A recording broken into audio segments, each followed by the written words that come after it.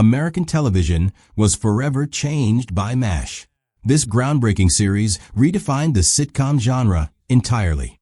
When it debuted in 1972, as the Vietnam War drew to a close, the show used the Korean War as its backdrop to blend comedy with genuine emotion.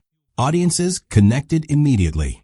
Yet, as the show evolved, behind-the-scenes friction developed, and multiple core cast members ultimately chose to depart. Let's explore what actually transpired.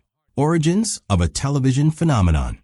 MASH originated from a 1968 novel by Drive Richard Hooker, the pseudonym for Korean War surgeon H. Richard Hornberger. Drawing from his experiences at a mobile army surgical hospital, the book combined dark humor with authentic humanity, becoming a bestseller that attracted Hollywood's attention. Director Robert Altman brought the story to film in 1970, with Donald Sutherland portraying Hawkeye Pierce and Elliot Gould as Trapper John. The film achieved both critical acclaim and commercial triumph. CBS transformed the concept into a weekly series in 1972. Developed by Larry Gelbart and Gene Reynolds, the television adaptation introduced serialized, character-focused storytelling. Alan Alda assumed the Hawkeye role and quickly became the show's centerpiece. The series pioneered numerous innovations, incorporating actual war footage and becoming among the first American comedies to feature helicopter sounds rather than laugh tracks. Throughout its 11-season journey, MASH experienced significant cast turnover while maintaining its core mission, depicting war's toll through compassion, wit, and enduring human connections. McLean Stevenson, the departure that shocked America. Ask devoted MASH fans about the show's most devastating moment, and many will reference Season 3's finale. A single line, delivered quietly by radar, changed everything. Lieutenant Colonel Henry Blake's plane went down over the Sea of Japan with no survivors. This groundbreaking moment marked McLean Stevenson's exit from the series. McLean's character Henry Blake provided perfect contrast to the surrounding chaos, sometimes flustered, occasionally clueless, but consistently well-intentioned. His early performance earned widespread acclaim, including a Golden Globe. Yet tensions grew backstage. According to cast and writer accounts, McLean became increasingly dissatisfied as the show gravitated toward Alda's Hawkeye Pierce. McLean felt marginalized and harbored significant ambitions, fearing being typecast. He wanted opportunities to anchor his own series. When Season 3 concluded, McLean informed producers he wouldn't return. The producers made an unconventional choice. Rather than a gentle write-off, they seized an opportunity for boldness, wanting audiences to remember that MASH told a war story where not everyone survives. Henry Blake receives discharge orders and prepares for home. For most of the episode, celebration prevails, until the final scene devastates. Radar enters the operating room and delivers the news during surgery, creating stunning silence. No dramatic music, no laugh track, just shocked expressions and beeping medical equipment. This moment transformed television history. CBS received thousands of letters, many praising the show's honesty, others angry about losing such a beloved character so abruptly. McLean's post-MASH career initially seemed promising with a lucrative NBC deal, but success proved short-lived. His self-titled sitcom was canceled after one season, and hello, Larry fared worse. McLean eventually acknowledged regret about leaving MASH, recognizing it was an irreplaceable experience. Ironically, while he left seeking breakthrough success, the role he abandoned became his career's most enduring legacy. Wayne Rogers, the silent exit. Wayne Rogers portrayed Trapper John McIntyre, half of the original comedic partnership defining early MASH. His chemistry with Alda's Hawkeye Pierce was electric, yet beneath the laughter, tensions brewed.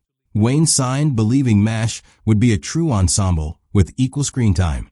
As the series evolved, focus increasingly shifted toward Alda's character. Wayne gradually felt sidelined, and later explained this wasn't about ego. It concerned storytelling integrity. Unlike McLean's public exit, Wayne chose quiet departure. He declined renewing his contract after Season 3. His abrupt departure left writers scrambling, and unlike other departures, no farewell scene existed. Mike Farrell joined as BJ Honeycutt, and the show's dynamic immediately shifted. Ironically, MASH deepened and arguably improved in Trapper's absence. Wayne didn't disappear from public view. He pursued an entirely different path, becoming a successful financial investor and commentator, earning millions from savvy investing rather than acting. When Wayne passed away in 2015, Alda expressed sadness about losing a dear friend. Gary Burghoff, when the heart departed. Gary Burghoff didn't leave MASH with fanfare. He left quietly, painfully, for reasons far deeper than most realized. Gary was Radar O'Reilly, the wide-eyed company clerk with uncanny intuition. His sweet, almost childlike innocence softened the battlefield's harshness. Behind that soft voice was an actor slowly unraveling under enormous weight. Gary struggled personally and professionally. MASH's grueling production schedule, combined with his perfectionism, wore him down. He battled anxiety and depression. Being away from family caused immense pain. He later admitted that missing his daughter's early years felt like a mistake he never stopped regretting. In Season 8, he made the difficult decision to leave permanently. Radar received a two-part farewell episode among the series' most heart-wrenching storylines. The final scene is nearly silent, just Radar walking away, his teddy bear left behind on Hawkeye's bunk. Audiences felt the loss because watching him leave felt like bidding farewell to their own innocence. After MASH, Gary eventually stepped away from Hollywood entirely, devoting himself to painting, wildlife conservation, and inventing. Today, Gary lives quietly, rarely seeking the spotlight. Larry Linville and David Ogden Stiers, the antagonists. Larry Linville played Major Frank Burns perfectly. The character audiences loved hating. As the show matured, Frank's one-dimensional villainy became problematic. By Season 5's end, Larry made a bold decision. He wouldn't renew his contract, recognizing MASH was growing beyond Frank's limited function. David Ogden Stiers replaced him as Charles Emerson Winchester III, cultured, brilliant, and deeply private. Unlike Frank, Winchester was more than an antagonist. David stayed until the final episode, leaving in poetic closure. His final scene teaching Chinese POWs to play Mozart is among television's most hauntingly beautiful moments. The women who stood strong. Loretta Swit played Major Margaret Hotlips Houlihan throughout all 11 seasons. When MASH began, Margaret was written as the punchline, but Loretta refused letting her stay confined.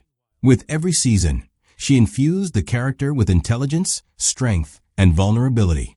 While many male actors departed MASH, Loretta stayed, ensuring the only woman in opening credits made her mark.